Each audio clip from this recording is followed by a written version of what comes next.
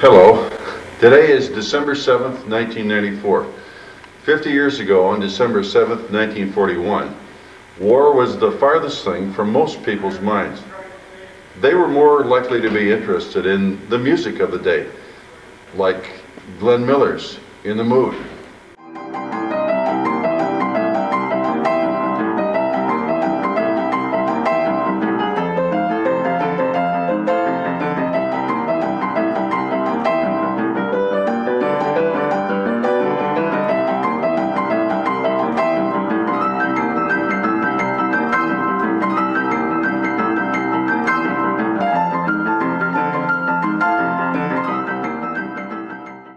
Well, that was Carrie Willis, Melissa Waterfield, Mike Lasch, and Joe Nowacki dancing to In the Mood.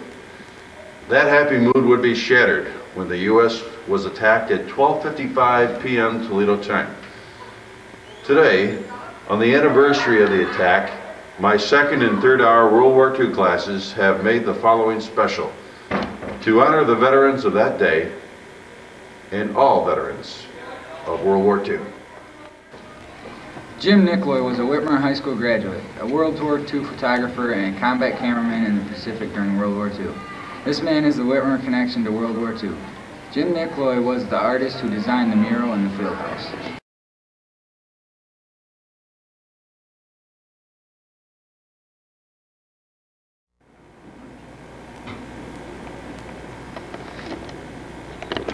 Today we're honored to have a veteran of World War II. A man who was there when it started, at Pearl Harbor, on December 7, 1941, Mr. Leonard Kowalski.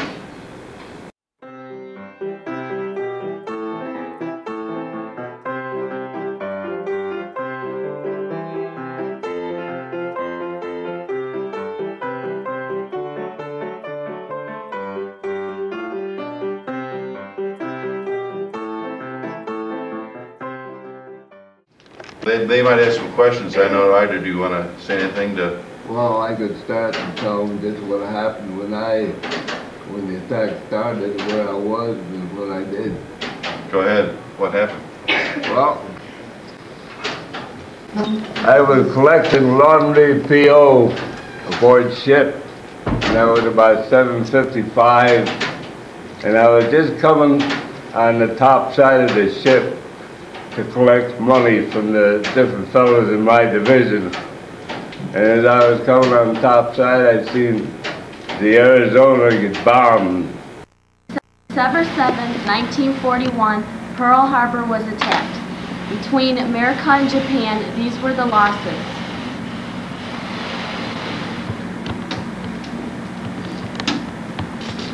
U.S. 2,403 were killed. 1,178 were wounded. 100 were killed between the Japanese. 200 planes were destroyed, and 29 planes were destroyed on the Japanese. 7 battleships were sunk or destroyed between the U.S., and 1 large submarine was sank on the Japan. There's a large formation of planes coming in from the north, 140 miles, 3 degrees east. Yeah?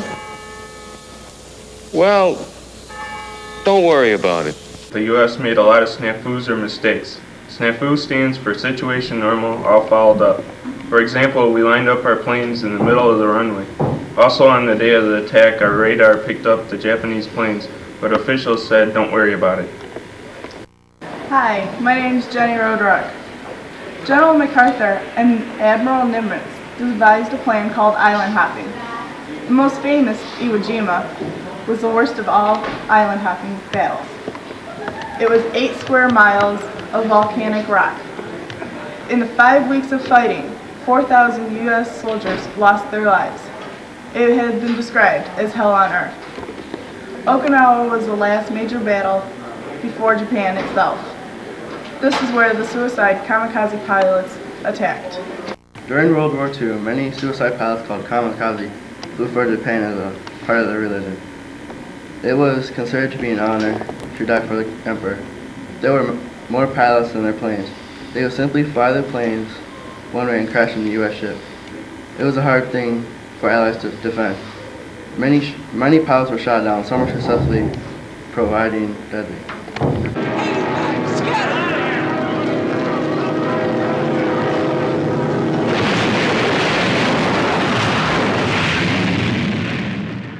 The Battle of Midway was the most important battle against the Japanese.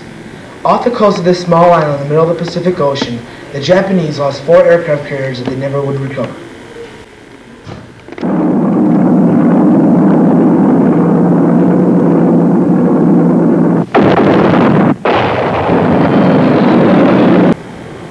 August 6, 1945, at 8:15 a.m., the B-29 Enola Gay, carrying an atomic bomb, dropped it on the Japanese city of Hiroshima.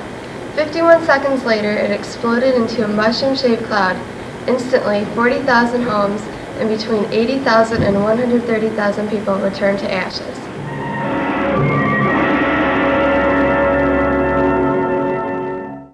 August 14, 1945, victory over Japan. To most Americans, it's a date they will remember for the rest of their lives. It meant that World War II was over and the sons, fathers, brothers, and uncles would soon be coming home. Later on September 2, 1945, the official surrender was signed aboard the Battleship Missouri.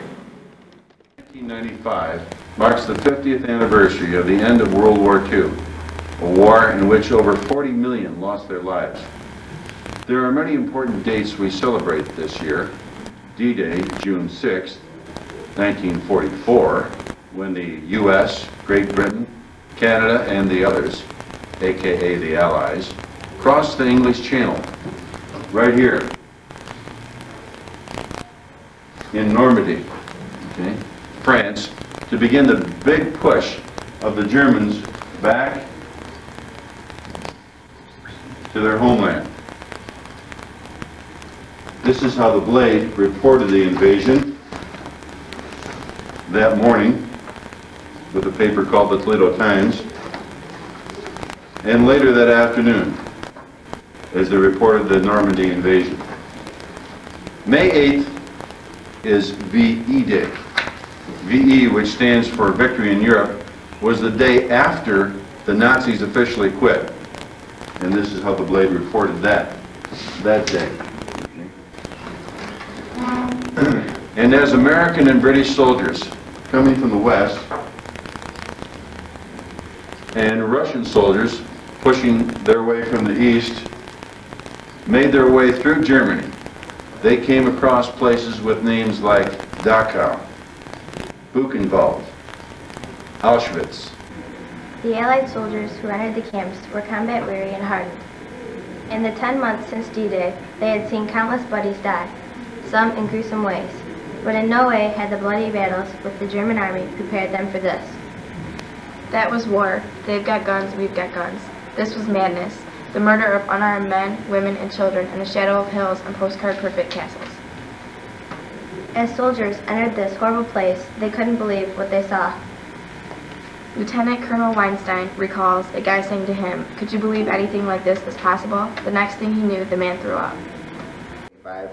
21 of the 24 Nazi leaders were indicted.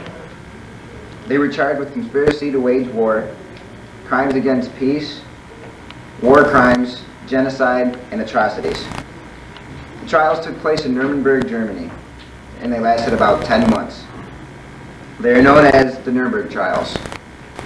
Out of the 21 Nazis indicted, 3 were acquitted, 7 sent to prison, and the rest death by hanging. Hermann Goering, leader of the German Air Force, was the one that was sentenced to death.